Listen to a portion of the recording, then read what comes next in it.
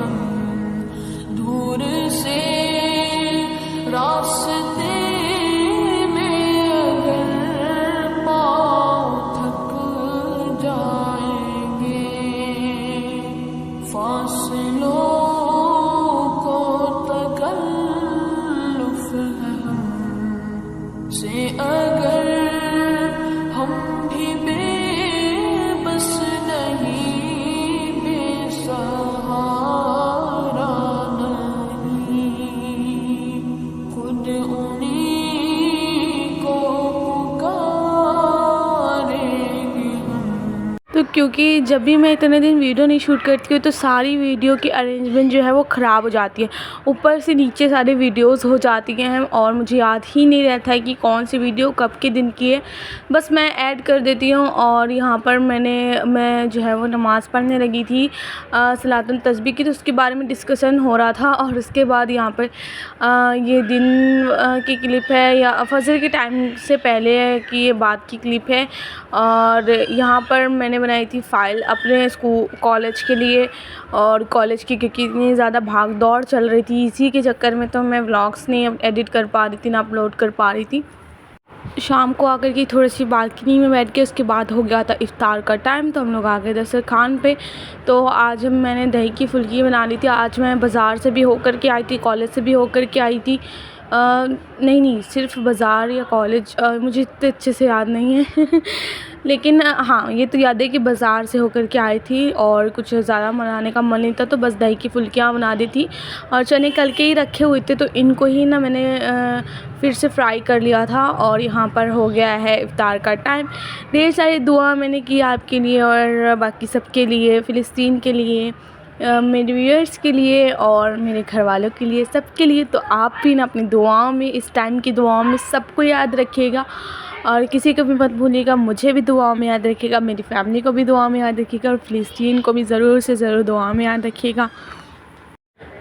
तो ना मुझे किसी भी हाल में अभी ना अपने रोज़े जो है वो तो चलते रहेंगे, मतलब चल रहे हैं, लेकिन उसी के बीच शॉपिंग भी कंप्लीट करनी है और घर की क्लीनिंग भी करनी है।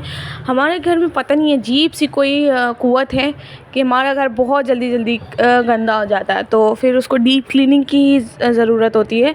तो उसमें बहुत मेहनत लगती है और अभी सारी एनर्जी जो है वो ख़त्म हो चुकी है, डीप क्लीनिंग की एनर्जी बिल्कुल नहीं बाकी रह गई है, लेकिन फिर भी करना तो है। तो थोड़ी हिम्मत करके ना रमज़ान में ही क्लीनिंग जो है वो फ़िनिश करेंगे, थोड़ा बहुत डेकोरेट करेंगे क्योंकि वो खुशी अलग होती है रमज़ान की डेकोरेशन की।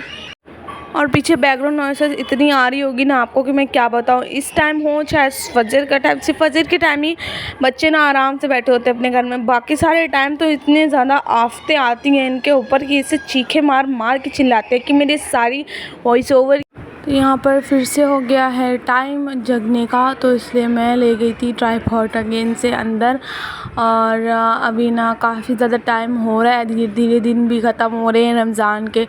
तो काफ़ी ज़्यादा दुख भी फ़ील हो रहा था, क्योंकि रमज़ान तो मतलब एक बार आते हैं तो फिर चले जाते हैं, लेकिन फिर नेक्स्ट टाइम हम लोग रमज़ान में होते हैं कि नहीं होते हैं, ये तो फिर बस अल्लाह ही पाक जानता है। और यही वो सारी रातें हैं, लैलतुल क़द्र की रातें हैं, जब अल्लाह पाक फ़ैसला करता है कि कौन इस दुनिया में अब कितने दिन रहेगा। तो जितना जल्दी हो सके अपने गुनाहों से तौबा करके तो हमें जो है वो अपनी आखिरत संवारनी है, क्योंकि दुनिया तो ख़त्म हो जाएगी, यहाँ पर जो है वो यहीं पर रह जाएगा। वहाँ तो हम लोग कुछ भी नहीं ले जा पाएंगे, तो वहाँ ले जाएंगे वो सारी हमारी इबादतें हैं। तो कोशिश करें ज़्यादा से ज़्यादा इबादत करें। और यहाँ पे फ़जर का नहीं, एक्चुअली तहज्जुद का टाइम हो रहा था, जब यहाँ पे मेरी पूरी फैमिली पारा पढ़ रही थी और मैं भी पढ़ चुकी थी पारा, तो इसलिए मैं यहाँ पे तहज्जुद पढ़ने के लिए, सलात तस्बीह पढ़ने के लिए खड़ी हो गई थी। और फिर मैं आ गई थी किचन में सहरी की ऑफ़ कोर्स प्रिपरेशन करने के लिए। तो अब क्योंकि मैं वीडियो वगैरह नहीं शूट कर रही हूँ, तो इसलिए टाइम से हम लोग फ़ारिग हो जा रहे हैं सहरी पे। जब मैं वीडियो वगैरह मुझे शूट करनी होती है रेसिपी वगैरह, तो इसलिए बहुत देर हो जाती है। और आज मैंने पनीर मटर की सब्ज़ी बनाई थी, जिसकी रेसिपी वीडियो शॉर्ट में आपको इंशाल्लाह देखने को मिलेगी। और हम लोग आ गए थे यहाँ बाज़ार कुछ ज़रूरी सामान लेने के लिए।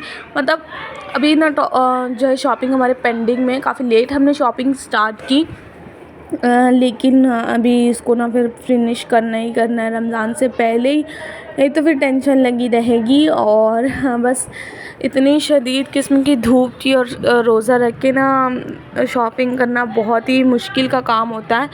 पर हम लोग को जैसे तैसे हिम्मत मिली और हम लोग ने रोज़ा रख के ना शॉपिंग करी। मुझे दुपट्टा वगैरह लेना था, तो मैं आई थी, लेकिन फिर मिला नहीं। कुछ ना कुछ ऐसा ज़रूर रह जाता है जब हम शॉपिंग करने जाते हैं, तो फिर सोच के तो जाते ही ये ले लेंगे, लेकिन वो फिर अवेलेबल होता नहीं है, वैसा होता नहीं जैसा हमें चाहिए हो। तो वैसा ही मेरे साथ हो रहा है, जो मुझे चाहिए दुपट्टा वैसा मिल ही नहीं रहा है, तो अब मुझे फिर से आना पड़ेगा। और धूप देखिए, इतनी शदीद किस्म की धूप हो रही है कि बहुत हालत ख़राब हो गई थी, थक गए थे।